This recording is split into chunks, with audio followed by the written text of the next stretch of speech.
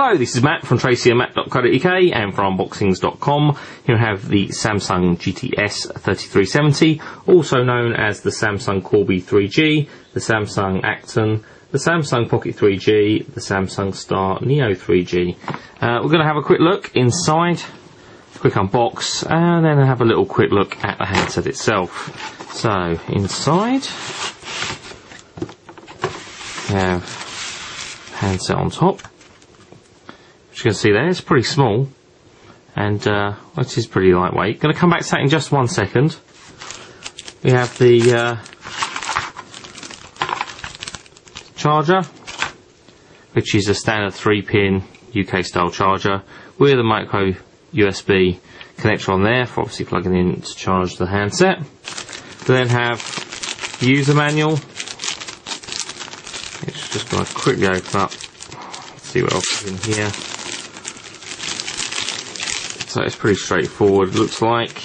The warranty card and the user manual, which as ever from Samsung is pretty lightweight, not going to take much reading.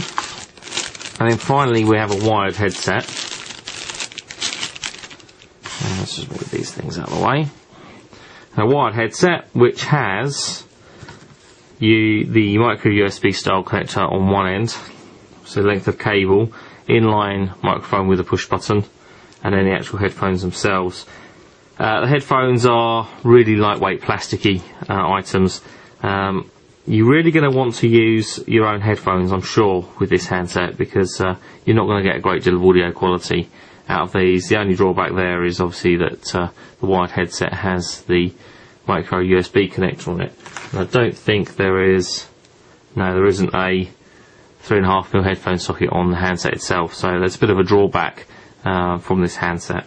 But we'll have a quick look at it. Obviously on the front here we have a 2.6-inch display, pretty small as you can see, sort of within that frame there.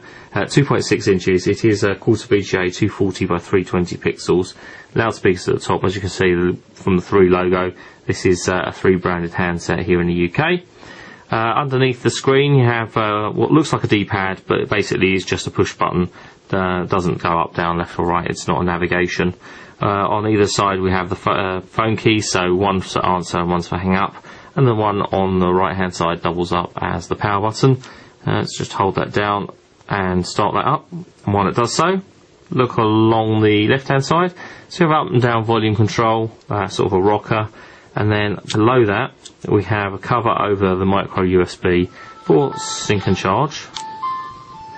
Nothing really to see on the bottom aside from the microphone hole there. That's the actual microphone slot or hole, if you like. On the right hand side we have a dedicated camera button, as you can see there at the bottom, and then a lock button, which is basically what turns the sort of screen on and off when it's not being used. On the back, well, we have a camera. It's only 1.3 megapixels, so it's 1280 by 1024 pixels in total. As you can see, there's no flash.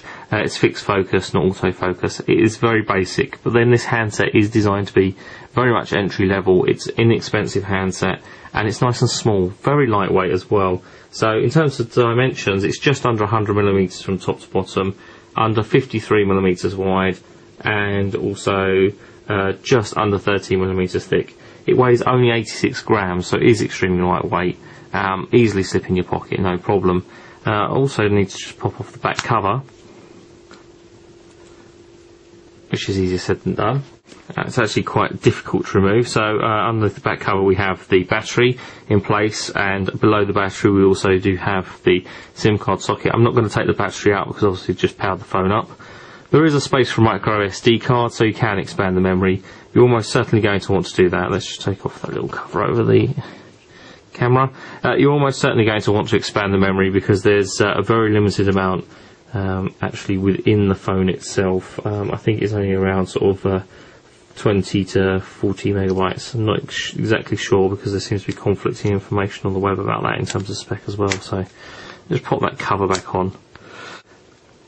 So the screen is then touchscreen because we don't have any other way of actually navigating around displays or anything else. So we do actually have to sort of touch the sidebar to bring that up, and you'll probably immediately recognise this as being Samsung's TouchWiz interface. Very familiar they do pretty much have it on all of their handsets. It is resistive, so it does require a little bit more pressure. We can bring up the widgets down the side, so we have a 3 widget there, Planet 3, obviously Skype and MSN Messenger, and a few other bits and pieces also that we can find upside there, which you'll probably find quite familiar in terms of what they are. So obviously Google, Facebook, and YouTube. We'll add Facebook. I'll just discontinue that for a second there, and we turn the widget bar off at the side. Don't need to check network access because I don't have any at the moment, so let's just move that around there. Just pop that there. And we do have like 3 pages or 3 desktops or 3 panels that we can use, so we can swipe across, and we can actually have 3 lots of widgets on each of those pages. Because it is a resistive touchscreen, it does, as I say, require a bit more pressure to actually interact with the display, so you probably want to use your fingernail. No stylus supplied. You can get away with using the flat of your finger, but it does require that bit much more pressure, and obviously swiping does make it a bit more difficult. Bring up the keypad at the bottom. Dialing numbers is dead straightforward. The touchscreen is fairly sensitive, but as I say, it is resistive. We'll come back out there. Phone book is again pretty straightforward. You can see that there. Obviously nothing in there at the moment. And then the menu, so bring up the full menu at the bottom. And this has everything in here, so you have your call logs and your camera and your settings, and you can swipe to the next one with Facebook and MySpace and Google. Active Sync is there, which is pretty cool. There's some games, there's an image editor and converter, and then finally some kind of clocks and timers on the last page. You can actually change the arrangement of those as well if you want to. And down the bottom you can bring up the keypad, and obviously you can go back. And you go from here so you can get to the phone book, and likewise you can go from the menu to the widgets. So it's pretty straightforward, pretty basic handset. Quick rundown of the rest of the specification is quad band for GSM, but only single band for a 3G, which is 2100 band. The handset was originally announced back in April. As I say, extremely lightweight, only 86 grams, and certainly easy to fit in your pocket. If you're looking for a basic handset, this is probably one that is worth checking out. Pay as you go, you'll probably get it for, I would say, around 100 quid, probably less. So it's pretty decent.